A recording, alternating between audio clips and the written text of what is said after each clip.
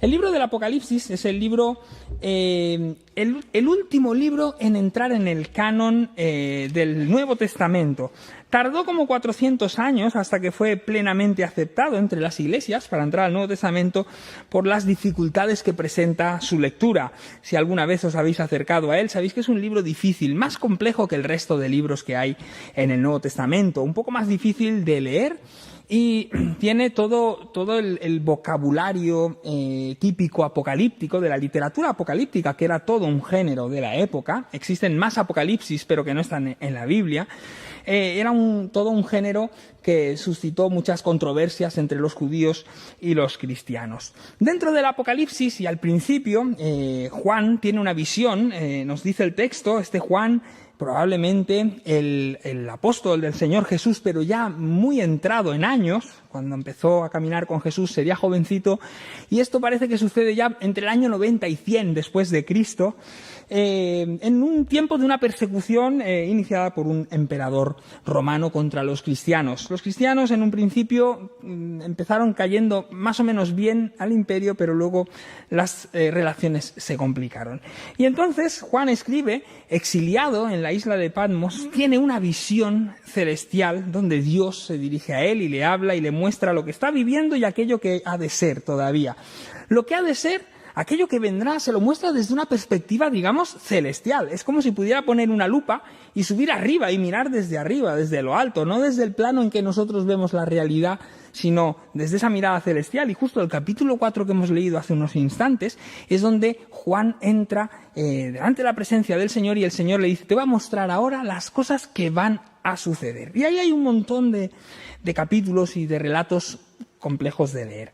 Pero tiene una sección al principio donde el ángel, el Señor, le habla a las 7 iglesias principales que había en el Asia Menor. Asia Menor, lo que es hoy en día sería Turquía. Y esas 7 iglesias están situadas en la cuenca del mar Egeo, ahí cerca, por lo que es el Mediterráneo, tocando también cerca de lo que sería, no tanto el Mar Negro, un poquito más al sur. Vamos a hablar de Pérgamo, de la tercera iglesia. Y si hasta ahora, si habéis venido o si habéis escuchado el mensaje de Éfeso, la iglesia de Éfeso es bastante conocida.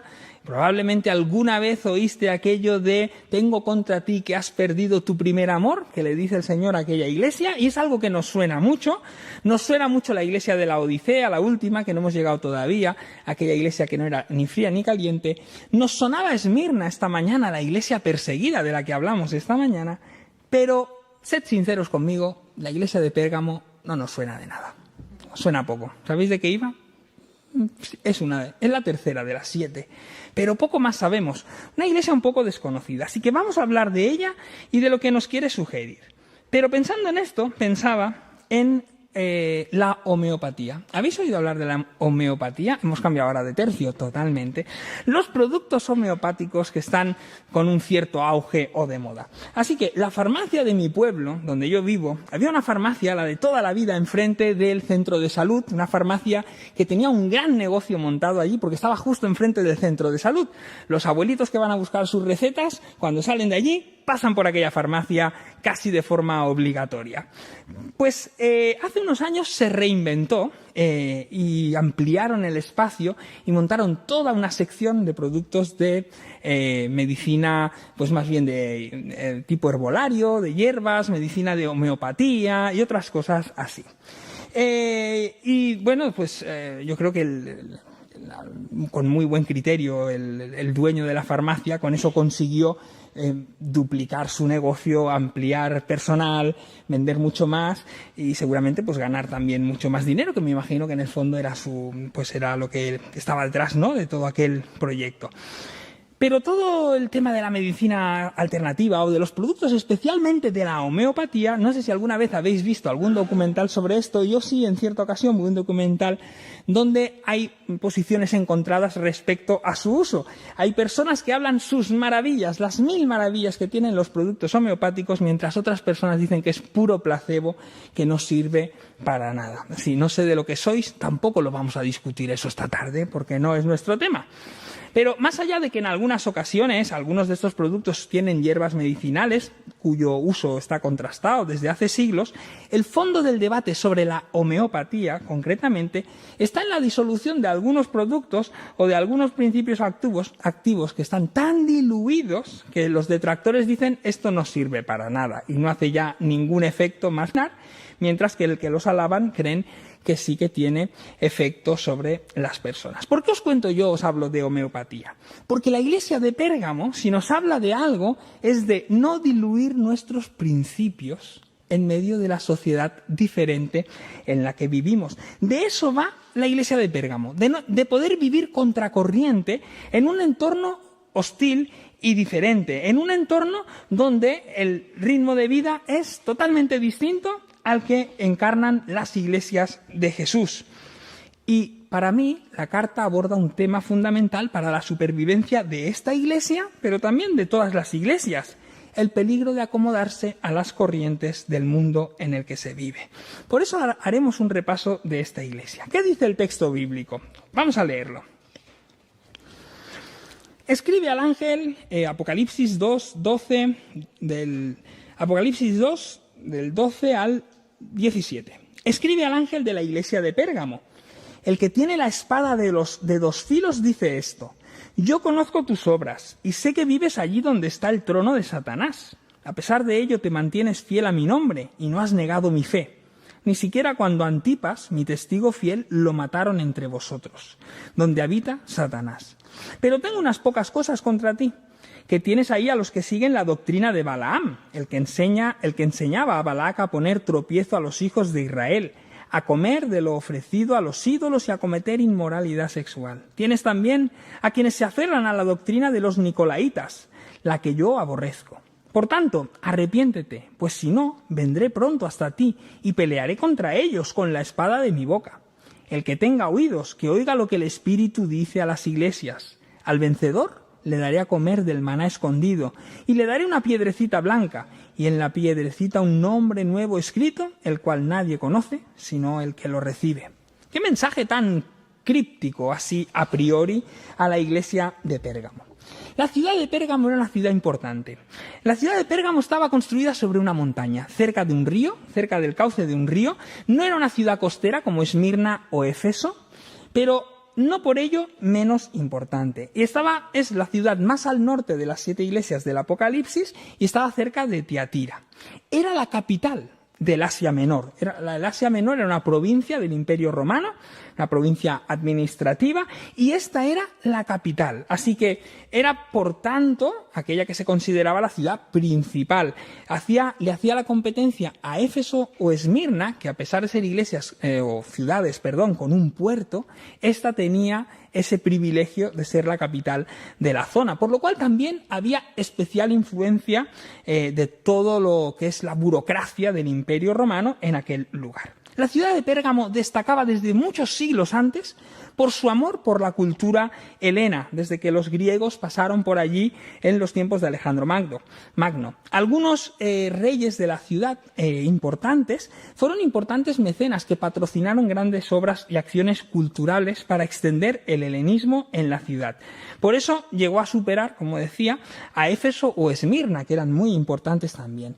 Tenía una biblioteca que dice que tenían 200.000 pergaminos. En aquella época era algo tan sumamente enorme que solo la biblioteca de Alejandría era mejor y de más renombre que la biblioteca de Pérgamo. Y de hecho había una leyenda, no sabemos si es cierta, que dicen que el pergamino lo inventaron en Pérgamo. De ahí el nombre de pergamino, también porque en un momento en que los egipcios dejaron de mandar papiro a esta ciudad, ellos inventaron una nueva manera de escribir o de poder escribir en los famosos pergaminos. De ahí, como decíamos, el nombre del pergamino. Además, en esta ciudad había 4 altares principales a los grandes 4 dioses. Era el centro oficial del culto al emperador, un culto muy importante en el primer siglo, y por eso se entiende que Juan diga en la carta allí donde Satanás tiene su trono, porque está pensando en ese culto al emperador, el culto a Roma, como decíamos también esta mañana. El culto oficial que consistía en algo muy sencillo, quemar incienso una vez al año y recibir un documento acreditativo como que se había cumplido con eso. Pero había algo mucho más importante de fondo, que era considerar al César como Dios, pero sobre todo estar de acuerdo y aprobar la gestión y el amparo del imperio. Un poquito la norma, la idea que circulaba es: fuera del imperio no hay salvación, fuera del imperio romano no hay paz, no hay prosperidad, no hay expectativas de nada que sea mínimamente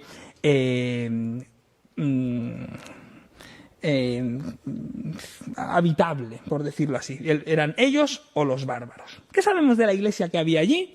No sabemos prácticamente nada. Apenas nos dice nada el texto, más de lo que leemos aquí. No aparece en ningún otro lugar del Nuevo Testamento, pero algunas pistas podemos encontrar. Por ejemplo, el Señor se presenta como el que tiene la espada de 2 filos, y resulta que Pérgamo tenía el derecho de espada, que era el derecho a tener o a poder condenar a alguien a muerte. Pero el Señor, cuando habla aquí y le dice que tiene la espada de 2 filos, está transmitiéndoles que el único derecho de vida o de muerte lo tiene el Señor y no ningún otro, y no ni siquiera el emperador de turno. El Señor se presenta como el que tiene verdaderamente esa capacidad.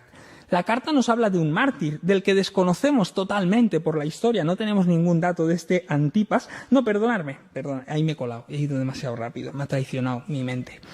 La carta nos habla de un mártir del que sí que tenemos un dato, es que murió frito en un toro de bronce por no querer renunciar a Cristo, una de esas torturas antiguas que había.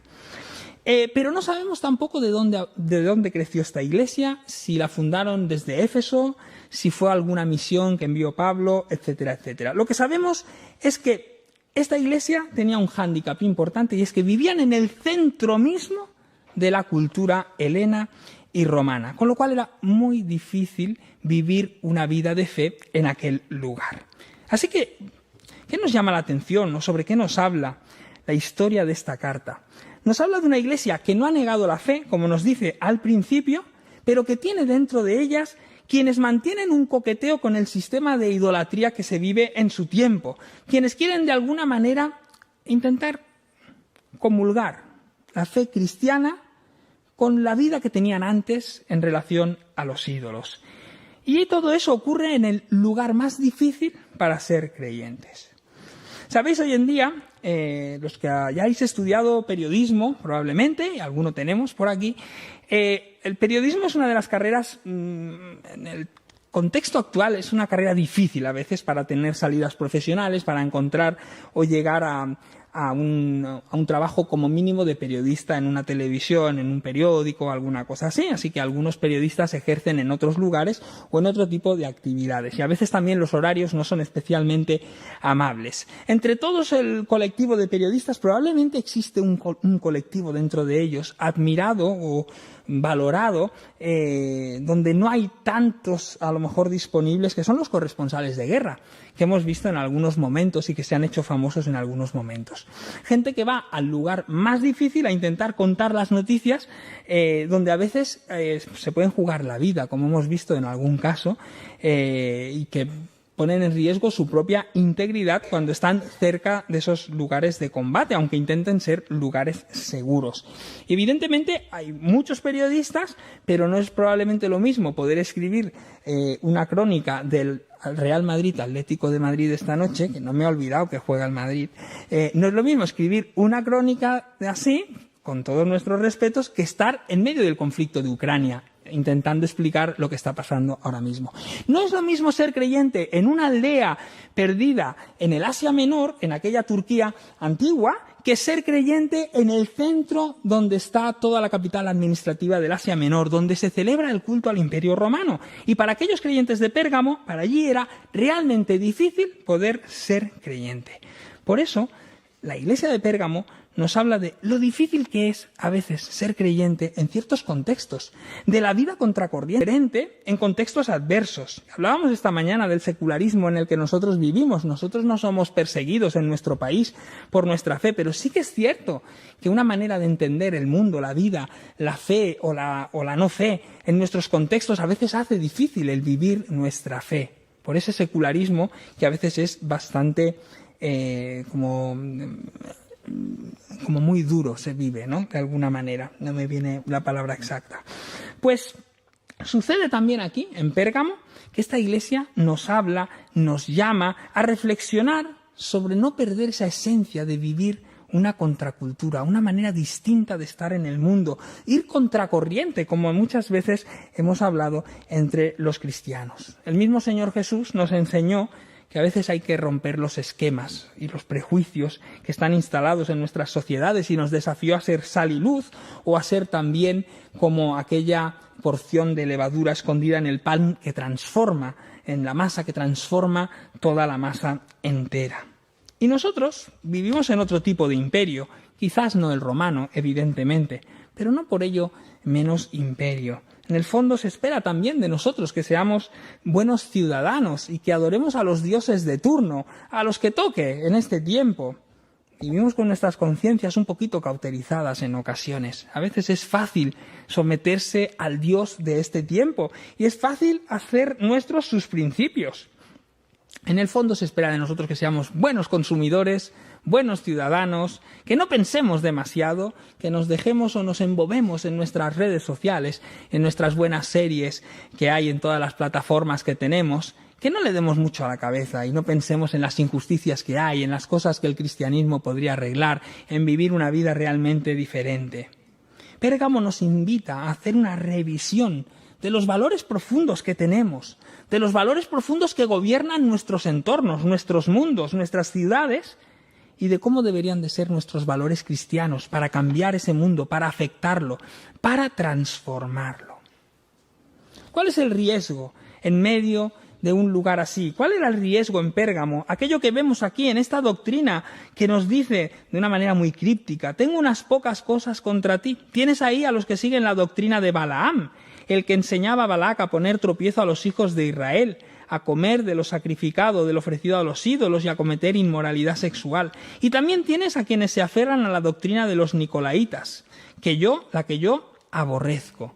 Y el Señor tenía contra esta iglesia, que había ahí un grupo de ellos, no sabemos muy bien cuántos eran ni cómo eran, pero había un grupo que llevaba o que cumplía estas dos prácticas pecaminosas. Si os acordáis o conocéis la historia de la Biblia, Balac y Balaam fue un sacerdote que cuando los judíos pasaban por el desierto dirección a la tierra prometida, el rey Balac, que era moabita, y por eso los moabitas se llevaban muy mal con los judíos, cosa que vimos cuando hablamos del libro de Ruth hace semanas atrás, el rey Balac le dice: maldíceme a estos judíos, por favor, que son súper peligrosos, que no vengan aquí, no me vayan a robar mis territorios, y están pasando por aquí, por favor, haz algo. Y Balaam intenta maldecirlos y no le sale. Y lo hace por varias ocasiones, y si conocéis la historia, al final hasta un burro se gira y le habla al profeta aquel y le dice: ¿pero no te estás dando cuenta que estás haciendo el tonto? Pero entonces Balaam, no contento con ello, como quería cobrar el salario que le habían dicho, porque le habían dicho que le iban a pagar muy bien si maldecía al pueblo de Israel, como quería cobrar el sueldo, dijo: mira, yo no los puedo maldecir de ninguna manera, cada vez que los maldigo me sale una bendición, así que empeoramos la situación. Te voy a enseñar cómo ponerles un tropiezo. Y entonces le enseñó cómo desviar sus corazones para que ellos abrazaran la idolatría de los moabitas. Y así fue, y cayeron en esto, y dice que aquello le costó muy caro a Israel. Es un poco probablemente lo que pasaba en este lugar.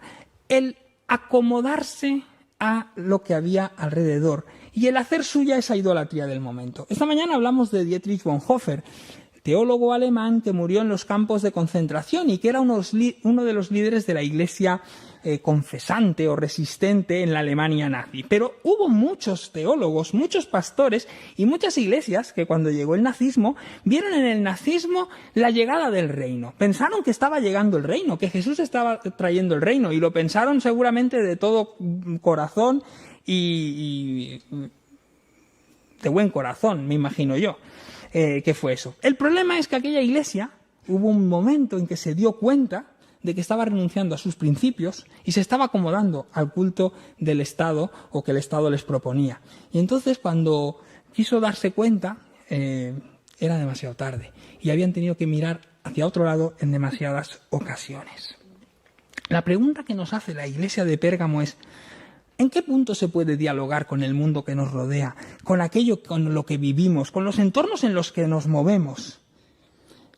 Aunque parezca difícil y de primeras diríamos, diálogo ninguno, el mundo es una cosa, nosotros somos otra. Lo cierto es que en la Biblia también encontramos dos escenarios. El apóstol Pablo, ¿qué dice el apóstol Pablo? Ruego por todas las personas, le dice a Timoteo, que se hagan oraciones por todos, por los gobernantes, para que viváis en paz, para que tengáis un momento de paz y podáis extender el evangelio, le dice Pablo a Timoteo, más o menos parafraseando el texto. Porque cuando escribe Pablo esas letras, cuando escribe Pablo esas cartas, hay una buena armonía. Los cristianos no están siendo perseguidos. Pero las cosas se complican más adelante y cuando escribe Juan el Apocalipsis, los romanos, el Imperio Romano, ha iniciado algunas persecuciones contra los cristianos. Y entonces seguir a Jesús se convierte o se torna mucho más caro y mucho más difícil. Y entonces el diálogo es diferente y aquí se ve las dificultades de dialogar con el mundo en aquel contexto concreto. Los nicolaitas de los que habla aquí, o estos de la doctrina de Balaam y de Balac, intentaban conjugar la fe con la vida en sus ciudades, intentaban ser buenos ciudadanos, pero en ese ser buenos ciudadanos continuaban viviendo en sus espacios de idolatría, celebrando los cultos paganos, participando del culto al imperio, etcétera, etcétera. Esto suscitó muchos problemas en las primeras iglesias y muchas confrontaciones. Así que, de alguna manera, quizás porque querían tener un diálogo serio, querían no parecer tan raros, o quizás porque se habían acomodado a toda serie de prácticas, de las prácticas inmorales que tenían a su alrededor, la Iglesia estaba perdiendo su esencia, la esencia de vivir diferente. Y entonces es donde nos preguntamos, nosotros también, o podemos hacernos la reflexión, de cómo debemos vivir para no caer en ese pecado de acomodarnos tanto a la cultura del lugar, que seamos del lugar. ¿Os acordáis de la historia de Génesis 19? Lot, cuando se va acercando a Sodoma y Gomorra, y el texto dice que cada vez iba poniendo sus tiendas más cerca de Sodoma y Gomorra, hasta que un día le pareció buena la idea de mudarse dentro de la ciudad. Poco a poco, cuando eligieron los territorios, dice el capítulo, creo que es el capítulo 18, dice que Lot y Abraham se separaron y Lot dijo, wow, esa ladera verde, eso es fantástico para mí, para mis rebaños y para mi familia. Y Abraham se quedó en la montaña, en la parte difícil. Pero él poco a poco, dice el texto, y lo dice el texto bíblico, señalando el detalle, poco a poco fue poniendo sus tiendas cada vez más cerca de Sodoma y Gomorra, hasta el día que se mudó dentro. Y eso es lo que pasa a veces con nosotros. Yo creo que el diálogo con nuestros entornos es importante y necesario. Yo soy un fan de dialogar. Pero uno no puede tampoco renunciar a sus valores, renunciar a lo que cree, renunciar a los valores de la fe, los cuales debe de pensar en ellos y darle vueltas. Debemos revisarlos, porque a veces pensamos también, ojo, que los valores de la fe son lo largo que es la falda o el velo. Ya aquí no pasa en nuestra época, pero en otras épocas ha pasado y en otras iglesias pasa. Y a veces pensamos que los valores de la fe es si el chico lleva un pendiente o si lleva el pantalón roto o si debemos de pensar cuáles son nuestros valores, cómo vivimos nuestra fe y si realmente cada día tenemos las tiendas más cerca de aquello que es totalmente lo contrario. En este caso el Imperio Romano, en los tiempos de Lot, Sodoma y Gomorra, por ejemplo. Y es que a veces nos acordamos del camaleón. El camaleón es un animal maravilloso, interesantísimo. Me gustan los camaleones. Tienen una capacidad de adaptación al medio y de cambio en ese color de piel que resulta muy atractivo y muy interesante. Pero si nosotros somos camaleones, entonces perdemos nuestro acento profético. Y la religión cristiana, igual que lo era el judaísmo, es una religión profética, que vive de una manera diferente, para denunciar que las cosas están mal hechas, para apuntar al plan que Dios tiene para el mundo en el que vivimos, un plan distinto. No hablo de ser radicales, hablo de mantener un punto crítico con todo lo que nos rodea, para no estar comprado de nada y poder decir en voz alta esto o con esto o lo otro no estoy de acuerdo. Y la iglesia de Pérgamo nos recuerda todo esto. Nos recuerda que vivimos dentro de una sociedad determinada, pero que podemos vivir distinto. que estamos dentro de la sociedad, que no hacemos como los esenios. Los esenios se apartaron, me encanta el mensaje de los esenios, se apartaron bien lejos, montaron su comunidad y dijeron que venga el fuego del cielo y ya que se los queme a todos y luego ya quedaremos nosotros, que venga el fin del mundo. Nosotros no hacemos eso. Vivimos dentro, pero para transformar el mundo en el que vivimos. En conclusión, y terminando, hermanos, no se puede ser iglesia si nuestro mensaje se diluye, y por tan diluido que queda, ya no afecta a nadie, ni transforma a nadie, ni le ayuda a nadie. Nuestro mensaje es que Jesús vino al mundo para salvar a todos los pecadores, dice Pablo, de los cuales yo era el primero y nosotros éramos los segundos, todos nosotros. Nuestro mensaje es que Jesús nos salva, que sigue transformando vidas, que sigue cambiando corazones, que sigue haciendo milagros en las vidas. Eso sigue vigente. Pero si nos diluimos mucho, al final no queda nada de nuestro mensaje. Hermanos y hermanas, que no seamos camaleones nosotros, y que la Iglesia de Pérgamo nos dé fuerzas para vivir contracorriente en nuestros ambientes, en nuestros trabajos, en nuestro día a día. Que el Señor nos bendiga.